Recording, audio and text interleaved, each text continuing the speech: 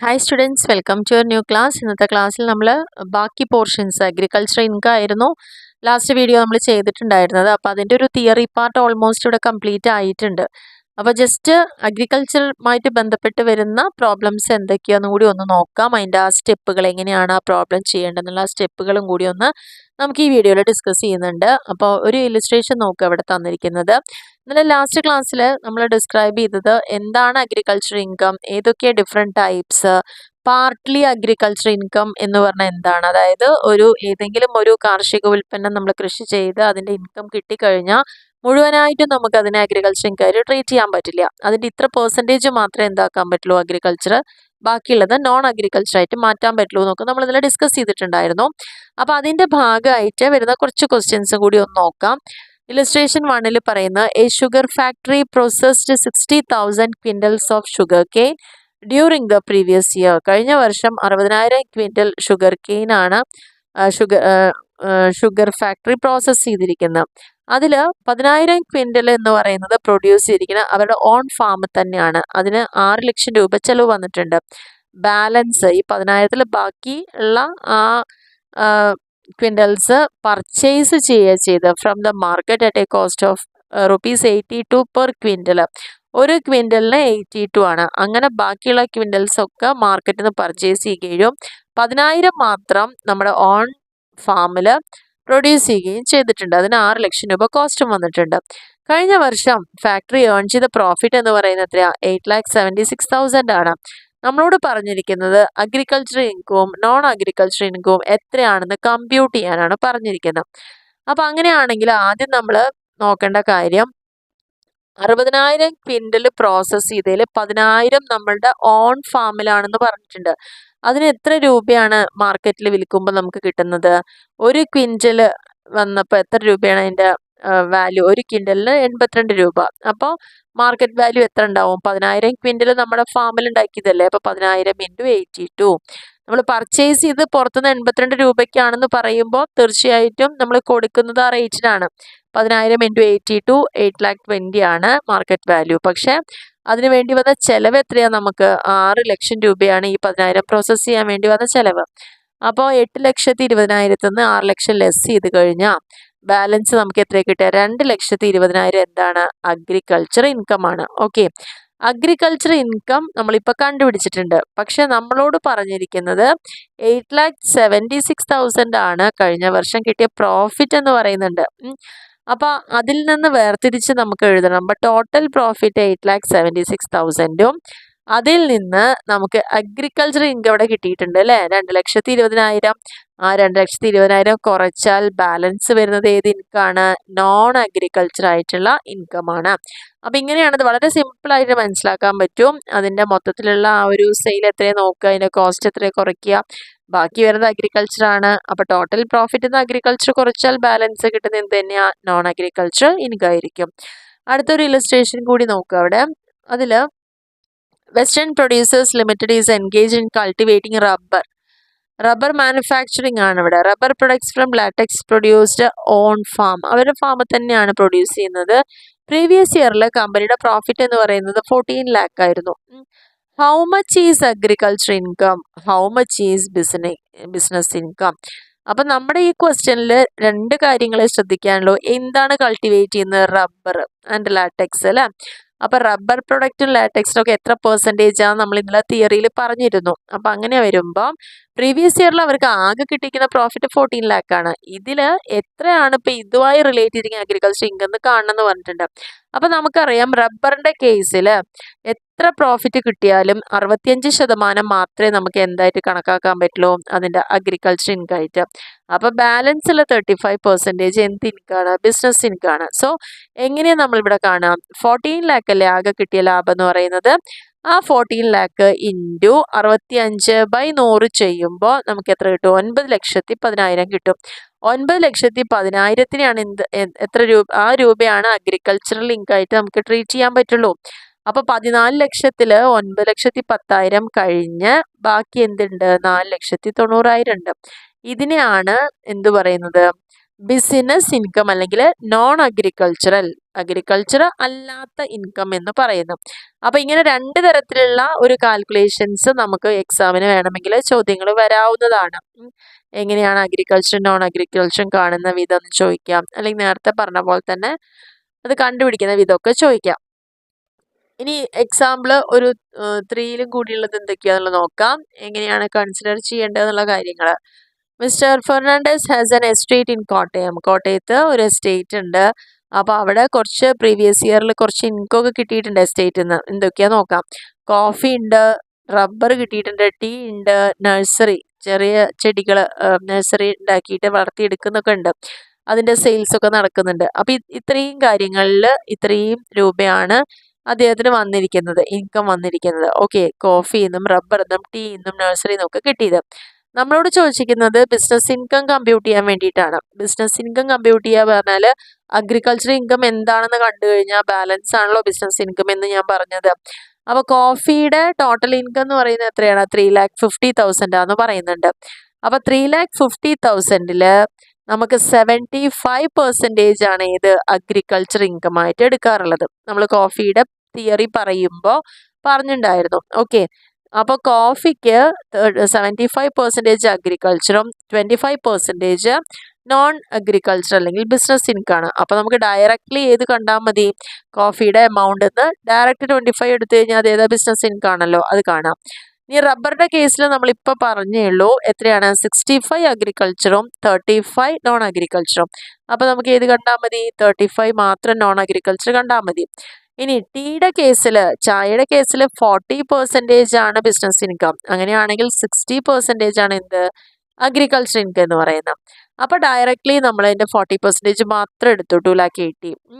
പിന്നെ plants in nursery, അത് agriculture income ആണ്. അതായത് ചെടികൾ നഴ്സറിയിൽ ഉൽപ്പാദിപ്പിച്ച് നമ്മളത് സെയിൽ ചെയ്യുന്നുണ്ടെങ്കിൽ അത് അഗ്രികൾച്ചർ ഇൻകം. അപ്പം നമ്മളോട് കമ്പ്യൂട്ട് ചെയ്യാൻ പറയുന്നത് ബിസിനസ് ഇൻകം. അപ്പം ഇത് അഗ്രികൾച്ചർ ഇൻകം ആയതുകൊണ്ട് നമുക്ക് അത് ഇവിടെ ആവശ്യമില്ല, അപ്പം അത് എടുക്കുന്നില്ല. അപ്പം ബാക്കിയുള്ളത് ടോട്ടൽ ചെയ്യുമ്പോൾ ബിസിനസ് ഇൻകം നമുക്ക് കിട്ടിയിട്ടുണ്ട്. അപ്പം ഇങ്ങനെയും ചോദ്യം ഈ ഒരു പോർഷന് വരാവുന്നതാണ്. ഇനി നെക്സ്റ്റ് നമ്മൾ നോക്കാൻ പോകുന്ന ടോപ്പിക്കാണ് agricultural income and tax liability. എന്താണ് അഗ്രികൾച്ചർ ഇൻകം? ഇന്ത്യയിൽ നിന്ന് കിട്ടുന്ന അഗ്രികൾച്ചർ ഇൻകം എന്താണെന്നാണ് ഞാൻ പറഞ്ഞത്? എക്സെംപ്റ്റഡ് ആണ്. ഇൻകം ടാക്സിൽ 10(1) പ്രകാരം ഈ agriculture income from India is exempted. പക്ഷേ ഈ ഒരു അഗ്രികൾച്ചർ ഇൻകം ഉണ്ടെങ്കിൽ അത് ടാക്സ് ലയബിലിറ്റിനെ തീർച്ചയായിട്ടും ഇൻഫ്ലുവൻസ് ചെയ്യും എന്നുള്ളതാണ് പറയുന്നത്. അത് എന്തുകൊണ്ടാണെന്ന് വെച്ചാൽ method of computing tax liability if the agriculture income of assessee exceeds. അഗ്രികൾച്ചറിൽ നിന്ന് ഒരു അസസിക്ക് 5,000-ൽ കൂടുതൽ ഇൻകം ഉണ്ടെങ്കിൽ അത് ടാക്സ് ലയബിലിറ്റിയിൽ റിഫ്ലക്റ്റ് ചെയ്യും എന്നുള്ളതാണ് പറയുന്നത്. അപ്പോൾ ഇത് കമ്പ്യൂട്ട് ചെയ്യാൻ ടാക്സ് ലയബിലിറ്റി ഓരോരുത്തരും HUF-ന്റെ AOPയുടെയും BOIയുടെ ഒക്കെ ടാക്സ് ലയബിലിറ്റി കമ്പ്യൂട്ട് ചെയ്യുന്ന വിധമാണ് ഇവിടെ പറഞ്ഞിരിക്കുന്നത്. അതായത് അഗ്രികൾച്ചർ ഇൻകത്തിന് പുറമെ അത് എക്സ്ക്ലൂഡ് ചെയ്തുകൊണ്ട് അതല്ലാത്തതിൻ്റെ കേസിലാണ് പറയുന്നത്. ഓക്കെ, അതിൽ ഫസ്റ്റ് നമ്മളോട് ചെയ്യാൻ പറയുന്നത് കമ്പ്യൂട്ട് ദ അഗ്രഗേറ്റ് ഇൻകം. ഒരു അസസിയുടെ മൊത്തത്തിലുള്ള ഇൻകം കമ്പ്യൂട്ട് ചെയ്യാം. That is the total of non agriculture income and agriculture income. Aggregate income എന്ന് പറഞ്ഞാൽ എന്താ? എല്ലാം കൂടി കൂടിയത് അഗ്രികൾച്ചർ ആയിട്ടും അല്ലാത്തതായിട്ടുള്ള ഇൻകം കമ്പ്യൂട്ട് ചെയ്യാം. അതിനുശേഷം നമ്മൾ ചെയ്യേണ്ടത് അഗ്രിഗേറ്റ് ഇൻകത്തിൻ്റെ ടാക്സ് കാൽക്കുലേറ്റ് ചെയ്യാം. അഗ്രികൾച്ചർ ഇൻകം കമ്പ്യൂട്ട് ചെയ്ത് അതിൻ്റെ non taxable limit of the അസസിക്ക് അനുസരിച്ച് അത് ഇൻക്രീസ് ചെയ്ത് പോവുകയാണ്. അപ്പോൾ ടാക്സ് ലയബിലിറ്റി ഓരോ ഇൻകത്തിൻ്റെ അങ്ങനെ ആ ഒരു സച്ച് ഇൻകത്തിൻ്റെ മുകളിൽ നമ്മൾ ടാക്സ് ലയബിലിറ്റി കമ്പ്യൂട്ട് ചെയ്തു. എന്നിട്ട് ആസ് പെർ സ്റ്റെപ്പ് 2 ഇതിൽ പറഞ്ഞിരിക്കുന്ന അതും ആൻഡ് സ്റ്റെപ്പ് 4 ഇവ തമ്മിലുള്ള ഒരു ഡിഫറൻസ് എത്രയാണ് ഈ രണ്ട് എമൗണ്ട് തമ്മിൽ ഡിഫറൻസ് ഉണ്ടാവുന്നത് നോക്കുക. അങ്ങനെ കിട്ടുന്ന ആ എമൗണ്ട് ആണ് ടാക്സ് ലയബിലിറ്റി എന്ന് പറയുന്ന അസസിയുടെ. അപ്പോൾ അതിൽ നമുക്ക് റിബേറ്റ് കിട്ടും, കുറച്ച് കിഴിവുകൾ കിട്ടും. എത്രയാണ്? അണ്ടർ സെക്ഷൻ 87A പ്രകാരം 12,500 രൂപ വരയ്ക്ക് എന്താണ്? If taxable income is 5 lakh. നമുക്ക് ടാക്സ് കൊടുക്കേണ്ട ഇൻകം 5 ലക്ഷം ആണെങ്കിൽ, 5 ലക്ഷമോ അതിൽ കുറവോ ആണെങ്കിൽ നമുക്ക് എത്ര രൂപ വരെ കിഴിവ് കിട്ടും? 12,500 രൂപ വരെ റിബേറ്റ് അവിടെ കിട്ടുന്നുള്ളതാണ് പറയുന്നത്. ഇനി അതിനോടൊപ്പം തന്നെ നമ്മൾ സർചാർജും അല്ലെങ്കിൽ സെസ് എന്ന് പറയും, ഇതൊക്കെ അധികമായി കൊടുക്കുന്ന കാര്യങ്ങളാണ്. അപ്പോൾ അതൊക്കെ അതിൽ എത്രയാണോ ക്വസ്റ്റ്യനിൽ പറഞ്ഞത് അതൊക്കെ ഇതിനൊപ്പം ആഡ് ചെയ്യും വേണം. So this is the total tax liability of the assessee. ഇങ്ങനെയാണ് ഒരു ടോട്ടൽ ലയബിലിറ്റി അസസിക്ക് എത്ര ഉണ്ടാവണമെന്ന് കമ്പ്യൂട്ട് ചെയ്യുന്നത്. അത് നമുക്ക് റേറ്റ് ഇവിടെ തന്നിട്ടുണ്ട് എന്തൊക്കെയാണെന്നുള്ളത്. ആദ്യത്തെ ഇപ്പം ഇങ്ങനെ കിട്ടുന്ന എമൗണ്ട് ആദ്യം എത്രയും നോക്കുക. അതിൽ ഫസ്റ്റ് 2 ലാഖ് ഇപ്പം നമ്മൾ പറഞ്ഞല്ലോ 5 ലാഖോ അതിൽ കുറവോ ആണെങ്കിൽ നമുക്ക് 12,500 രൂപയാണ് അതിൻ്റെ കിഴിവ് കിട്ടുക എന്ന് പറഞ്ഞു. അപ്പം ആദ്യം അവരുടെ ഇൻകം നോക്കുമ്പം ആദ്യത്തെ 2,50,000 വരയ്ക്ക് ഒന്നും എടുക്കേണ്ട ആവശ്യമില്ല. അടുത്ത 2,50,000 എടുക്കുമ്പം 5% എടുക്കുന്ന ടാക്സ്. പിന്നെ 5 ലക്ഷത്തിനുള്ളത് 20%, അതിന് മുകളിൽ എത്ര കിട്ടിക്കഴിഞ്ഞാലും 30% വരുന്നത്. അപ്പം ഇങ്ങനെ നമുക്ക് ടോട്ടൽ നോക്കുമ്പോൾ തന്നെ ഇപ്പം എത്രേൻ്റെ കാൽക്കുലേഷനായി? 10 ലക്ഷത്തിൻ്റെ കാൽക്കുലേഷനായി. എങ്ങനെ 10 ലക്ഷം? 2.5, 2.5 ആൻഡ് 5 അല്ലേ? അപ്പോൾ 10 ലക്ഷം കിട്ടിയ ഒരാൾക്ക് ആദ്യത്തെ 2 ലക്ഷത്തിന് നിൽ ടാക്സ് ഇല്ല. അടുത്ത 2 ലക്ഷം നോക്കുമ്പോൾ അവിടെ എത്രയുള്ളൂ? 5, പിന്നെ 20, പിന്നെ 30. ഇത് സാധാരണ ഒരു അസസ്സിയുടെ കേസാണ് പറഞ്ഞത്. ഇനി സീനിയർ സിറ്റിസനാണെങ്കിലോ, അതായത് 60-നും 80-നും ഇടയിൽ വയസ്സുള്ള ഒരാളാണെന്ന് വെച്ചാൽ അവർക്ക് അസസ് ചെയ്യുമ്പോൾ എങ്ങനെയാണ്? നമ്മൾ അവിടെ 2.5 ലക്ഷത്തിനായിരുന്നു ടാക്സ് ലയബിലിറ്റി നില്ലാണെങ്കിൽ അവർക്ക് ഒരു ഇളവ് കൊടുക്കുകയാണ്. 3 ലക്ഷം വരയ്ക്ക് അവർക്ക് ടാക്സ് ഇല്ല. ആ 3 ലക്ഷം കഴിഞ്ഞ് വരുന്ന 2 ലക്ഷത്തിനോ 5% നമ്മൾ ഈടാക്കും.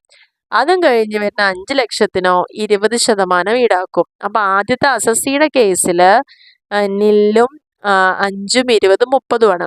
ഇവിടെ അതേപോലെ തന്നെ 3 ലക്ഷം വരയ്ക്കാണ് കിഴിവുള്ളത് എന്ന് മാത്രമേ ഉള്ളൂ. സെയിം ആണ് പെർസെൻറ്റേജ്.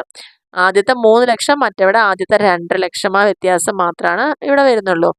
ഇനി സൂപ്പർ സീനിയർ സിറ്റിസൺ ആണെങ്കിലോ, സൂപ്പർ സീനിയർ സിറ്റിസൺ എന്ന് പറഞ്ഞാൽ 80 വയസ്സോ അതിന് മുകളിലോ ഉള്ള ആളുകളാണ് സൂപ്പർ സീനിയർ സിറ്റിസൺ. അവർക്ക് 5 ലക്ഷം വരെയും എക്സംഷൻ ഉണ്ട്. ടാക്സ് ലയബിലിറ്റി ഇല്ല 5 ലക്ഷം വരയ്ക്ക്. പിന്നത്തെ 5 ലക്ഷത്തിന് 20ഉം പിന്നെ വരുന്നത് 30ഉമാണ്. ഇനി നമ്മളോട് നേരത്തെ പറഞ്ഞു സർചാർജ് ഉണ്ടെങ്കിൽ ആഡ് ചെയ്യണം, സെസ് ഉണ്ടെങ്കിൽ ആഡ് ചെയ്യണം നോക്കുക അല്ലേ? അപ്പോൾ സർചാർജ് എങ്ങനെയാണ് കമ്പ്യൂട്ട് ചെയ്യുക? 10% of income tax where total income exceeds 50 lakh up to 1 crore and 15% income exceeds in 1 crore. നമുക്ക് കിട്ടിയിരിക്കുന്ന ഇൻകം എന്ന് പറയുന്നത് 50 ലക്ഷത്തിനും 1 കോടിക്കും ഇടയിലാണെങ്കിൽ 10% സർചാർജ് കൊടുക്കണം. 1 കോടിക്ക് മുകളിലാണെങ്കിലോ 15% സർചാർജ്. ഇങ്ങനെ കണക്കാക്കിയിട്ടാണ് അത് ആഡ് ചെയ്യേണ്ടത്. ഇനി എഡ്യൂക്കേഷൻ സെസ് എന്ന് പറയുന്നത് നിർബന്ധമായി കൊടുക്കുന്ന ഒരു സാധനമാണ്. അപ്പോൾ അതുകൊണ്ട് അത് കണക്കാക്കണതോ ഇൻകം ടാക്സിനോട് കൂടി സർചാർജ് എത്രയാണോ എന്നുള്ളത് കണ്ടുപിടിച്ചത് ആഡ് ചെയ്തതിൻ്റെ മുകളിൽ 4% എഡ്യൂക്കേഷൻ സെസ് നമ്മൾ കമ്പ്യൂട്ട് ചെയ്യേണ്ടത്. റിബേറ്റ് ഉണ്ട് ഇൻകം ടാക്സിൽ. റിബേറ്റ് എന്ന് പറഞ്ഞാൽ അതായത് ടോട്ടൽ ഇൻകം നമ്മുടെ 3.5 ലക്ഷത്തിനും 5 ലക്ഷത്തിനും ഇടയിലാണെങ്കിൽ ടോട്ടൽ ഇൻകം വരിക റിബേറ്റ് ഉണ്ട്. Amount of rebate has been increased from ഇപ്പോൾ 2,500 12,500 ആക്കിയിട്ട് ഉയർത്തിയിട്ടുണ്ട്. അതിൻ്റെ അർത്ഥം എന്താണ്? If an individual resident in India does not have total income exceeding ₹5 lakh, 5 ലക്ഷത്തിൽ കൂടാത്ത ടോട്ടൽ ഇൻകം ഉണ്ടെങ്കിൽ he shall not be liable to pay any income tax. 5 lakh വരെ എന്താണ് അതിന് ഇൻകം ടാക്സ് കൊടുക്കേണ്ടതില്ല എന്നുള്ളതാണ് പറയുന്നത്. അപ്പോൾ ഇതാണ് ഒരു ഇൻഡിവിജ്വൽ ആണെങ്കിൽ കമ്പ്യൂട്ടേഷൻ എങ്ങനെയാണ്, ഒരു സീനിയർ സിറ്റിസൺ ആണെങ്കിൽ എങ്ങനെയാണ്, ഒരു സൂപ്പർ സീനിയർ ആവുമ്പോൾ എങ്ങനെയാണ്, സർചാർജ് എങ്ങനെയാണ് കമ്പ്യൂട്ട് ചെയ്യേണ്ടത്, സെസ് എഡ്യൂക്കേഷൻ സെസ് എങ്ങനെ കമ്പ്യൂട്ട് ചെയ്യണം, റിബേറ്റ് എങ്ങനെയാണെന്നൊക്കെ ഇവിടെ പറഞ്ഞിട്ടുണ്ട്. അപ്പോൾ നമുക്ക് ഇതിൻ്റെയൊക്കെ ബേസിൽ ഒരു പ്രോബ്ലം ഇവിടെ നോക്കാം. അതിൽ following are the income of mister Shankar for the previous year 2023-24. അപ്പോൾ 2 ഇൻകമാണ് അദ്ദേഹത്തിന് തന്നിരിക്കുന്നത്. ഇൻകം ഫ്രം ബിസിനസ് 6 ലക്ഷം ഉണ്ട്, അഗ്രികൾച്ചർ ഇൻകം 40,000 ഉണ്ട്. അപ്പോൾ നമ്മളോട് ടാക്സ് ലയബിലിറ്റി കമ്പ്യൂട്ട് ചെയ്യാനാണ് പറഞ്ഞിരിക്കുന്നത്. അപ്പോൾ നമ്മൾ അഗ്രിഗേറ്റ് ഇൻകം ആണ് കാണുക. അഗ്രിഗേറ്റ് പറഞ്ഞാൽ ടോട്ടൽ ഇൻകം എത്രയാണ്? 6,40,000. അപ്പോൾ 6,40 നമുക്ക് അഗ്രിഗേറ്റ് ഇൻകം കിട്ടി. ഇനി ഇതിൻ്റെ ടാക്സ് കമ്പ്യൂട്ട് ചെയ്യാണ് ചെയ്യുന്നത്. അപ്പോൾ നമുക്കറിയാലോ എന്താണ് അവരുടെ ഏജ് ഒന്നും പറഞ്ഞിട്ടില്ല. അപ്പോൾ അസസ്സിനെ സാധാരണ ട്രീറ്റ് ചെയ്യണ പോലെ തന്നെ അവിടെ ചെയ്താൽ മതി. അപ്പോൾ ഈ 6,40,000 എടുക്കുമ്പം ആദ്യത്തെ 2.5 ലക്ഷം വരയ്ക്ക് നില്ലാണ്. ഓക്കെ, അടുത്ത 2.5 ലക്ഷം വരയ്ക്ക് എത്ര ശതമാനമാണ് പറഞ്ഞത്? 5% പറഞ്ഞത്. അപ്പോൾ എത്രയാണ് വരിക? 2.5 ലക്ഷം ഇൻറ്റു 5/100 അപ്പോൾ വരും 12,500 വരും. ഇപ്പം ഈ 6,40,000 ആദ്യത്തെ 2 ലക്ഷം നമ്മൾ ടാക്സ് ഇല്ല, പിന്നെ 2.5 ലക്ഷം എടുത്തു, അടുത്ത 2 ലക്ഷം, അപ്പോൾ എത്രയും ഇപ്പോൾ ഇവിടെ 5 ലക്ഷം കഴിഞ്ഞു. ഇനി 6,40 എത്രയേ ഉള്ളൂ? ബാലൻസ് 1,40,40,000 കൂടിയേ ഉള്ളൂ. ബാലൻസ് എമൗണ്ടിന്റെ മുകളിൽ നമ്മൾ എത്ര ശതമാനം കാണാം? 20% കാണാം. ഓക്കെ, അപ്പോൾ 1,40,40,000 ബാലൻസ് ഉള്ളത്. അതിന്റെ എത്ര ശതമാനം കാണണം? 20%. ആദ്യത്തെ കേസിൽ 2.5 വരെ നില്ല്, അടുത്ത 2.5 അല്ലെങ്കിൽ 2 ലക്ഷത്തേക്ക് വരുമ്പം 5%. ബാലൻസ് എത്രയാണോ ഉള്ളത് അവിടെ നമുക്ക് 20% കാണേണ്ടത്. അപ്പോൾ ബാലൻസ് 1,40 ഉള്ളൂ, അതിന്റെ 20% എന്ന് പറയുമ്പോൾ 28,000. ഇപ്പൊ നോക്കൂ എത്രയാ വന്നത്? 12,500ഉം 28,000. ടോട്ടൽ 40,500 രൂപയാണ് അഗ്രഗേറ്റ് ഇൻകം. ഇപ്പൊ നമ്മൾ അത് കണക്കാക്കിയിട്ട് ടാക്സ് കമ്പ്യൂട്ട് ചെയ്തത്. ഇനി ഇൻകം ടാക്സ് കൊടുക്കേണ്ടത് ഇനി 40 ഇൻകം ടാക്സ് ഓൺ 40,000. അഗ്രികൾച്ചർ എനിക്ക് എത്രയാ? 40,000 അല്ലേ? അപ്പൊ ആ 40,000 പ്ലസ് 2,50,000. അപ്പൊ ഈ 2,50,000 നമ്മളൊന്നും ടാക്സ് കൊടുക്കുന്നില്ല. അപ്പൊ 2,50,000 40,000 കൂടി ആഡ് ചെയ്യുമ്പോൾ എത്ര വരും? 2,90,000 വരും. അപ്പൊ 2,90,000 നമ്മൾ വീണ്ടും ഇനി എന്താ ചെയ്യണം? ഇൻകം ടാക്സ് കാണിക്കുകയാണ്. അപ്പോൾ 2,90,000 നമുക്ക് ഏത് വരെ ഇൻകം ടാക്സ് ഇല്ല? 2.5 2 ലക്ഷം വരെ ടാക്സ് ഇല്ല. ബാലൻസ് എത്രയ്ക്ക് മാത്രമേ ടാക്സ് ഉള്ളൂ? ബാലൻസ് 40,000-ന്. 40,000-ന് എത്ര പെർസെൻറ്റേജാ വരിക? നമുക്കിവിടെ വരുന്നത് 5% വരുന്നത്. 5% പറയുമ്പോൾ 2,000. 40,000-ന്റെ 5% 2,000. അപ്പൊ ടാക്സ് ഇവിടെ എത്രയാ? 2,000 വരുന്നത്. സോ നമുക്ക് എത്ര ടാക്സ് കൊടുക്കണം? നമ്മൾ ടാക്സ് കൊടുക്കണമെങ്കിൽ നമ്മൾ എങ്ങനെ കമ്പ്യൂട്ട് ചെയ്യുക? ആദ്യം കിട്ടിയ 40,500, ആ 40,500-ൽ നിന്ന് ഈ 2,000 കുറച്ച് കഴിഞ്ഞാൽ, ഈ 2,000 എന്തിനാ കുറയ്ക്കുന്നത്? അഗ്രികൾച്ചർ ഇൻകം അല്ലേ? അപ്പൊ അത് കുറച്ച് കഴിഞ്ഞാൽ നമുക്ക് എത്രയായിട്ട്? 38,500 കിട്ടും. ഈ 38,500-ന്റെ ഒപ്പം നമുക്ക് എഡ്യൂക്കേഷൻ സെസ് ആഡ് ചെയ്യണം. എത്ര ശതമാനം? 4% ആഡ് ചെയ്യേണ്ടത്. അപ്പൊ ആ 4% കണ്ടു കഴിഞ്ഞാൽ എത്ര വരും? ഇവിടെ 4 5 20 2 34 3 4 12 3 15. അപ്പൊ 38,500-ന്റെ 4% 1,540. അപ്പൊ നമ്മൾ 38,500-നൊപ്പം അതും കൂടി കൂട്ടിക്കഴിഞ്ഞാൽ എത്ര വന്നു? ഇപ്പോൾ 40,040 നമുക്ക് വരുന്നത് എന്നുള്ളതാണ് ടാക്സ് കൊടുക്കേണ്ടത് എന്നുള്ളത് പറയുന്നു. അപ്പൊ ഇതില് റിബേറ്റ് പറയുന്നുണ്ട് 87A പ്രകാരം income from non agriculture income എപ്പോഴും ഈസ് മോർ ദാൻ ₹5 lakh. ഇനി എന്തുകൊണ്ട് നമ്മളിവിടെ റിബേറ്റ് എടുത്തില്ല എന്ന് ചോദിച്ചു കഴിഞ്ഞാൽ എന്താ നമുക്ക് ഇവിടെ നോക്കാനുള്ളത്? ഇവിടെ ഈ ഒരു കണക്ക് പ്രകാരം റിബേറ്റ് ആവശ്യമില്ല. നോൺ അഗ്രികൾച്ചറൽ ഇൻകം 5 ലക്ഷത്തില് അധികം ആവുമ്പോൾ അവിടെ എന്തില്ല? റിബേറ്റ് ഇല്ല എന്നതാണ് പറയുന്നത്. ഇവിടെ നമുക്ക് എത്രയാ വരുന്നത്? 6,40,000 വരുന്നുണ്ടല്ലോ. അപ്പോൾ മോർ ദാൻ 5 lakh ഒക്കെ ആവുമ്പോൾ നമുക്ക് അവിടെ റിബേറ്റ് ഇല്ല. No rebate under section 87A as the income from non agriculture income is more than agriculture അല്ലാത്ത ഇൻകം 5 ലക്ഷത്തിൽ കൂടുകയാണെങ്കിൽ അവിടെ റിബേറ്റ് ഇല്ല എന്നാണ് പറയുന്നത്. അപ്പം ഇത്രയാണ് നമുക്ക് പ്രധാനമായിട്ടും അഗ്രികൾച്ചർ ഇൻകം എന്താണ്, 3 തരത്തിലുള്ള കമ്പ്യൂട്ടേഷൻ, ജസ്റ്റ് എങ്ങനെയാണ് അതിൽ ടാക്സ് കണ്ടുപിടിക്കേണ്ടത്, അല്ലെങ്കിൽ അതിൻ്റെ അഗ്രികൾച്ചർ നോൺ അഗ്രികൾച്ചർ ആയിട്ടുള്ളത്, അല്ലെങ്കിൽ ഏതെങ്കിലും ഒരു പെർട്ടിക്കുലർ ആയിട്ടുള്ള കുറച്ച് അഗ്രികൾച്ചർ ടൈപ്പ് തന്നിട്ട് അതിന്ന് വേർതിരിച്ച് എഴുതാൻ പറയുന്നത്. അഗ്രികൾച്ചർ എത്ര ശതമാനമാണ്, അല്ലാത്ത എത്രയാണെന്നൊക്കെ, അത്രയും കാര്യങ്ങൾ മാത്രമാണ് ഈ ഒരു ചാപ്റ്ററിൽ നമുക്ക് പഠിക്കാനുള്ളൂ. വളരെ ഈസി ആയിട്ട് തന്നെ നമുക്ക് പഠിക്കാൻ പറ്റുന്ന ഒരു ടോപ്പിക്കാണ് അഗ്രികൾച്ചർ ഇൻകം എന്ന് പറയുന്നത്. അപ്പോൾ നമ്മുടെ ടോപ്പിക് ഇവിടെ വൈൻഡപ്പ് ചെയ്യണം, കംപ്ലീറ്റ് ആയിട്ടുണ്ട്. അഗ്രികൾച്ചർ ഇൻകം എന്നതിൽ ഞാൻ പ്രത്യേകിച്ച് പറഞ്ഞിട്ടുണ്ട് എന്തൊക്കെ കാര്യങ്ങൾ നോട്ട് ചെയ്ത് പഠിക്കണം എന്നുള്ളത്. ഓക്കെ, അപ്പോൾ എന്താണ് അഗ്രികൾച്ചർ, ഡിഫറെൻറ്റ് ടൈപ്സ്, അതേപോലെ തന്നെ അതിൻ്റെ പാർട്ട്ലി അഗ്രികൾച്ചർ ഏതൊക്കെയാണ്, അതിൻ്റെ ടാക്സ് എങ്ങനെയാണ് കൊടുക്കേണ്ടത്, എത്ര പെർസെൻറ്റേജ് ആണ് അഗ്രികൾച്ചറിൽ കൺസിഡർ ചെയ്യേണ്ടത് എന്നുള്ള കാര്യങ്ങളൊക്കെ ഇവിടെ വളരെ ഡീറ്റെയിൽ ആയിട്ട് തന്നെ ഞാനിവിടെ എക്സ്പ്ലെയിൻ ചെയ്ത് തന്നിട്ടുണ്ട്. അപ്പം നിങ്ങൾ കേൾക്കുന്ന ഓരോരുത്തർക്കും അത് അതേപോലെ തന്നെ ക്ലിയറായി മനസ്സിലായിട്ടുണ്ടാവുമെന്ന് വിചാരിക്കുന്നു. ഈ ഒരു വീഡിയോ നിങ്ങൾക്ക് ഇഷ്ടമാവുകയാണെങ്കിൽ തീർച്ചയായിട്ടും ലൈക്ക് ചെയ്യാനും ഷെയർ ചെയ്യാനും കമൻറ്റ് ചെയ്യാനും ഒന്നും മറക്കരുത്. അതേപോലെ തന്നെ 5th സെമസ്റ്ററിൻ്റെ എക്സാമിൻ്റെ ടൈം ടേബിൾ വന്നിട്ടുണ്ട്. നവംബർ 5-ാം തീയതി സ്റ്റാർട്ട് ചെയ്തിട്ട് ഏകദേശം 21-ാം തീയതി വരെ ആണ് അതിൻ്റെ ടൈം ടേബിൾ. അപ്പോൾ ഞാൻ ഇതിൻ്റെ ഒപ്പം തന്നെ ആ ഒരു ഡീറ്റെയിൽഡ് ആയിട്ടുള്ള ടൈം ടേബിൾ കൂടി ഒന്ന് പോസ്റ്റ് ചെയ്യുന്നുണ്ട്. അപ്പോൾ നിങ്ങൾ പഠിക്കുന്ന സബ്ജക്റ്റുകൾ ഏതൊക്കെ ദിവസമാണ് എന്നൊക്കെ മുൻകൂട്ടി അറിയാനും അതിനനുസരിച്ച് എത്ര ടൈം വേണം ഓരോന്ന് പഠിച്ചെടുക്കാനൊക്കെ നിങ്ങളൊന്ന് അറേഞ്ച് ചെയ്യുക.